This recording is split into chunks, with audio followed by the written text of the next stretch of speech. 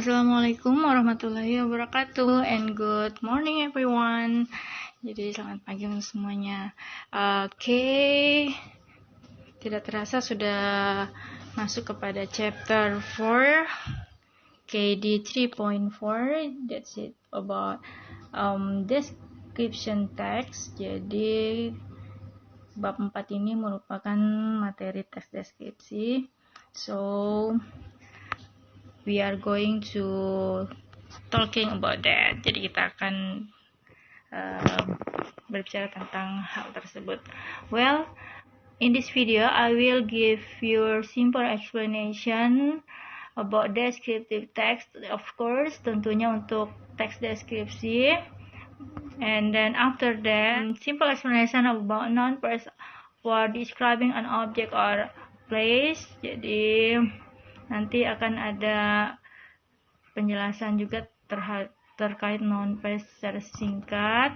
And then the last is word order of adjective first.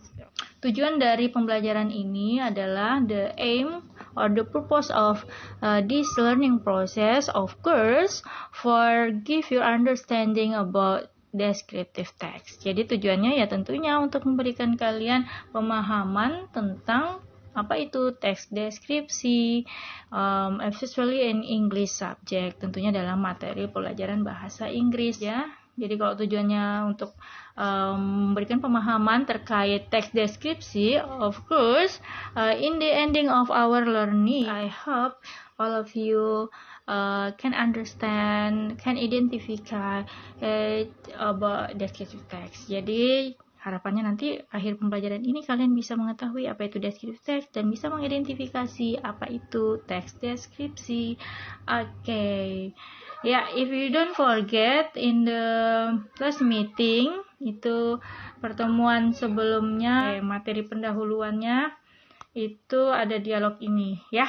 Nah, di sini Ibu jadikan materi pendahuluan untuk memberikan kalian pemahaman awal terkait descriptive text. Di sini dia cerita tentang deskripsi singkat tentang Adelia ya. Kalau kalian sudah ikuti instruksi Ibu untuk memahami isi dialog ini, berarti kalian sudah paham bahwa conversation ini between Reva and Garin untuk mendeskripsikan Adelia, karena Adelia di sini sedang mereka cari dan Garin mengetahui secara fisik tampilan Adelia seperti apa, sedangkan Reva belum tahu. Oleh karenanya di sini Garin memberikan deskripsi singkat tentang Adelia, bahwa Adelia itu tinggi, terus dia punya rambut panjang, dia pada saat itu menggunakan baju warna kuning, dan dia suka menggunakan sneakers dan lain sebagainya ya. Kita skip aja ini karena sudah kalian pelajari, dan itu merupakan contoh awal atau materi pendahuluan bagaimana mendeskripsikan jika objeknya adalah manusia atau seseorang. Oke, next. Ya, ini terkait tugasnya yang kemarin. Jadi silahkan yang belum saya ingatkan sekaligus untuk dikerjakan dan dikumpulkan. Oke, yang selanjutnya yang Ibu ingin jelaskan ini. The previous text belong to a descriptive text. Jadi the purpose-nya dan strukturnya seperti apa sih teks deskripsi itu. Jadi kalau purpose, tujuannya tentunya to describe. Namanya juga teks deskripsi, berarti tujuannya untuk mendeskripsikan a particular person, object, and place. Jadi apa sih yang kadang-kadang dideskripsikan atau digambarkan dalam sebuah teks itu? Ya biasa bisa orang, contohnya tadi yang di dialog itu tentang si Adelia. Terus objeknya tuh bisa benda, ya benda apapun itu, dan tempat, tentunya tempat-tempat wisata dan lain sebagainya ya. Jadi apa yang dideskripsikan kalau ada objeknya, sudah ada menentukan tempatnya, kita mendeskripsikan apa sih yang diceritakan, yaitu terkait karakteristik or features of a person, object, or place. Jadi kalau mendeskripsikan orang ya berarti secara fisik, tampilannya, sifatnya, dan lain sebagainya. Terus kalau objek ya dari contohnya benda, berarti dari bentuknya, terus fungsinya, dan lain sebagainya. Terus kalau tempat berarti dari lokasinya, terus apa yang spesial di tempat itu, dan lain sebagainya. Jadi itu yang sehingga in the ending of your text, jadi di akhir dari teksmu itu orang setelah baca bisa paham kalau tentang manusia atau tentang seseorang, berarti oh kita bisa, walaupun belum pernah melihat orangnya, bisa mengetahui oh dia secantik itu, oh dia segagah itu, ataupun sebaliknya dan lain sebagainya. Kalau objek, benda, oh berarti oh dia itu bisa berfungsi untuk didudukin dan sebagainya jika itu kursi. Nah, dan tempat, oh kita bisa pahami bahwa oh tempatnya sangat indah, sejuk, entah dia pantai, gunung, ataupun hutan dan lain sebagainya. Ya, jadi endingnya kalau kalian sudah mendeskripsikan, orang akan bisa membayangkan, bisa mengimajinasikan bayangan tempat itu ataupun orangnya ataupun bendanya. Ya, jadi endingnya nanti tujuannya seperti itu. Terus the structure. Nah, strukturnya bagaimana teks ini?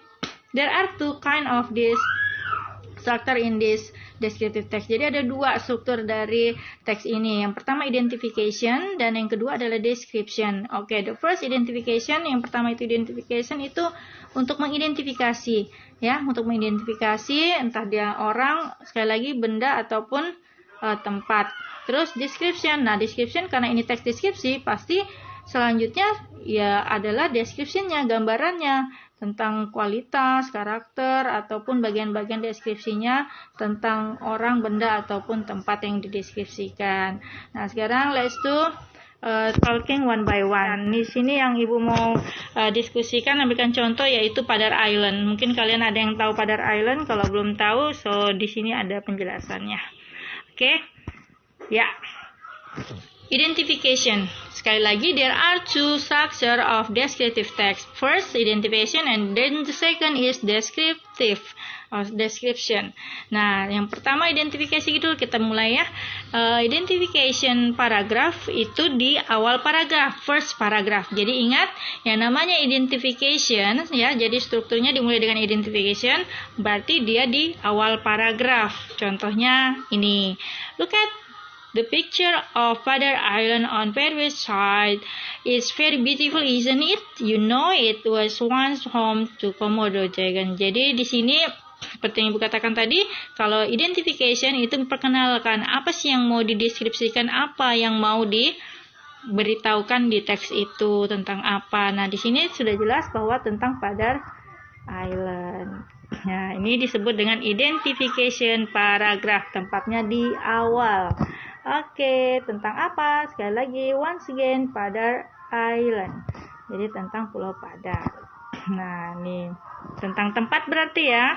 Kalau pulau berarti tempat, place. Ya, next, the second is paragraf kedua dan ketiga. Isinya tentang apa? Nah, di sini Padar Island ada paragraf pertama dan kedua, itu terdapat di Nusa Tenggara, terus ada di Komodo National Park dan lain sebagainya. Nah, itu paragraf ini, kedua paragraf ini. Jadi paragraf kedua dan ketiga, 4, 5, 6, sekalipun ada 10 paragraf, semua itu disebut dengan description ataupun deskripsi. Jadi paragraf deskripsi ya. Jadi nah, yang paragraf kedua ini khusus pada Padar Island ini itu dikatakan sebagai the location. Jadi deskripsinya tentang lokasi tempatnya Padar Island itu di mana ya. Terus yang selanjutnya paragraf ketiga ini tentang it is about the landscape-nya. Jadi masing-masing paragraf nanti ada isi tentang subjek apa sih yang mau dipaparkan ataupun yang mau diceritakan. Oke.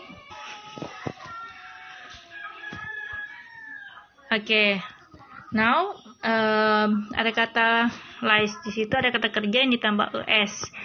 Terus ada kata to be is-nya.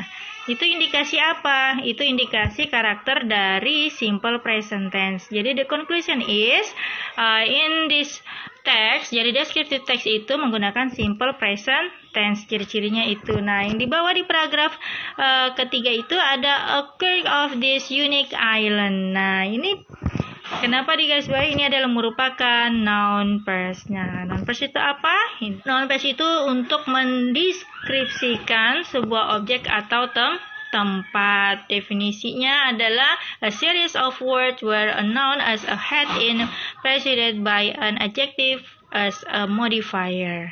Dan purpose-nya, tujuannya to modify or describe the nouns, to give more information about the nouns or noun pairs. Jadi, contohnya the beautiful beach is called pink beach.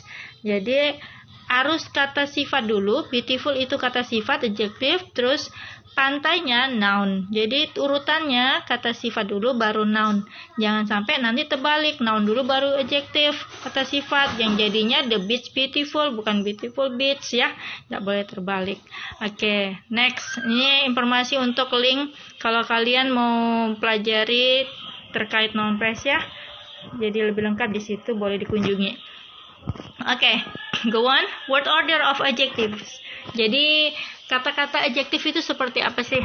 Nah, kata-kata sifat tuh ingat ya, remember. Kata sifat itu di awal baru kata bendanya. Nah, kata sifat apa-apa aja? Contohnya opinion ya. Kalau opinion berarti bagian dari opinion itu merupakan kata sifat. Contohnya, saya beropini bahwa dia adalah cantik. Nah, cantiknya itu, beautifulnya itu merupakan kata sifat.